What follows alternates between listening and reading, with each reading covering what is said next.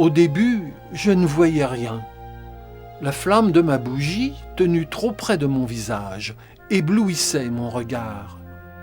Puis, peu à peu, j'ai pu discerner des formes, sans pouvoir les identifier. C'est alors que la lumière s'est faite et que me sont apparus des dizaines d'objets enchevêtrés, en bois doré, en ébène, en ivoire, en or. J'étais au cœur d'un tombeau, quelque part en Égypte, dans le tombeau d'un pharaon. J'avais sous les yeux le trône où il s'était assis, décoré d'une scène où l'on voyait la jeune épouse de Pharaon étendre un onguent sur l'épaule de son mari. De part et d'autre du trône, un serpent ailé protégeait un cartouche où je pouvais lire le nom du souverain, Toutankhamon.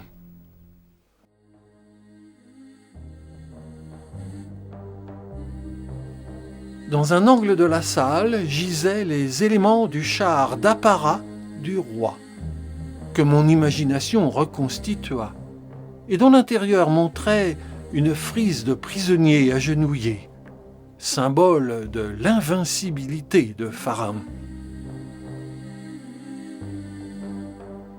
Avant de monter sur ce char, le roi devait choisir entre ses boucliers de parade.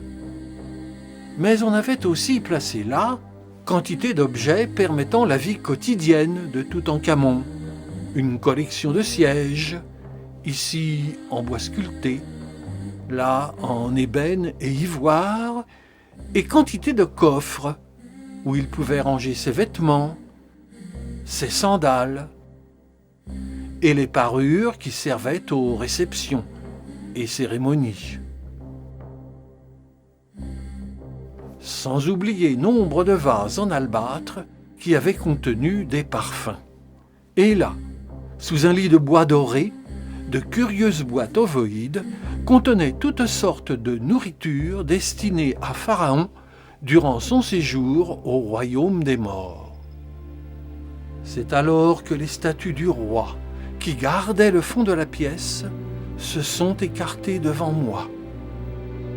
Et je me suis trouvé devant une muraille faite d'or et de faïence bleue.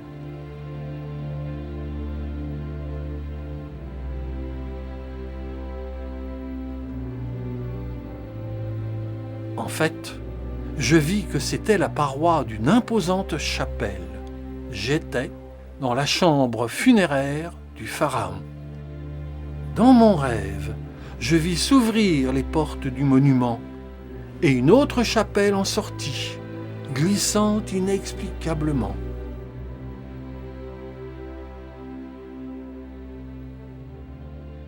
En tout, 3 chapelles m'apparurent de cette façon, et toutes 3 couvertes d'or et merveilleusement décorées. Les eaux du Nil entouraient le profil de Pharaon.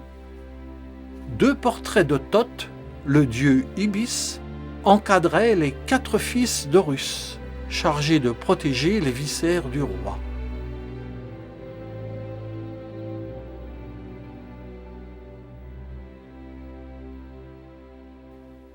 Bien qu'endormi, je vis distinctement la barque d'Amon, le dieu suprême, naviguant sur les eaux sacrées, en route pour la résurrection.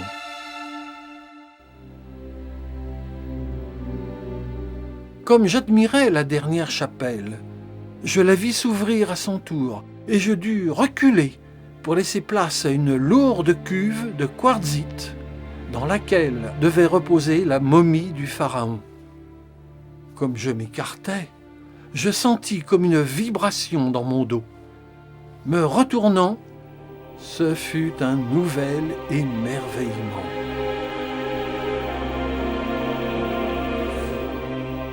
La salle du trésor s'ouvrait devant moi. Couché sur un coffre, Anubis montait la garde devant une chapelle en or protégée par 4 charmantes déesses. c'était la chapelle qui renfermait les vases canopes contenant les viscères royaux.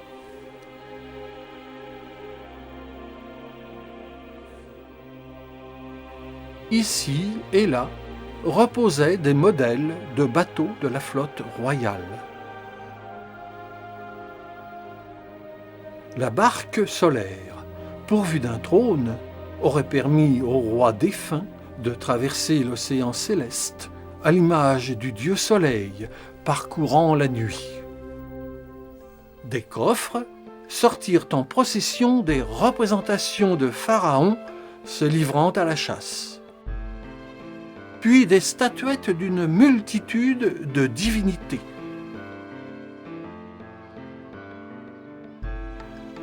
Pour finir, apparut une cohorte d'Oushepti. Ces petits personnages chargés de travailler à la place du roi en attendant son retour à la vie. Mais pendant ce temps, et à mon insu, d'invisibles ouvriers avaient sorti de la cuve de pierre l'énorme sarcophage en bois doré du souverain.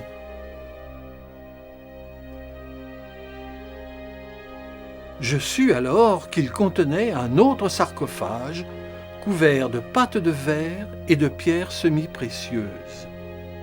Et un autre encore, en or massif, où se trouvait la momie. Sur le visage de la momie, on avait placé un masque dont la découverte à elle seule aurait assuré la renommée de son inventeur.